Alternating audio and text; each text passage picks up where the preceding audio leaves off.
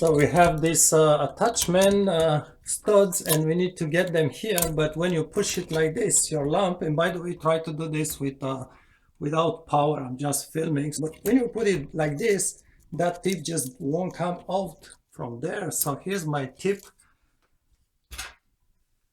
Grab a fork and insert the fork underneath the plastic the metal base. Keep it like this.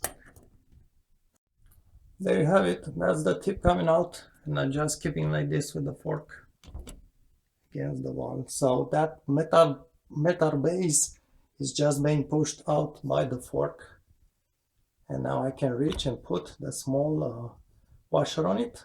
But just use something that goes underneath. If you put your finger, because of your finger, you cannot bring it close to the ceiling, but just use a fork to keep this thing down like this without force.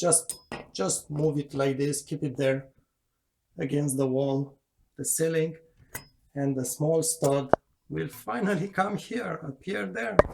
It's a very annoying design, but this is how you do it. And again, triple check the wire connectors. Those plugs are properly secure, so no wire is going to break loose and make you dancing.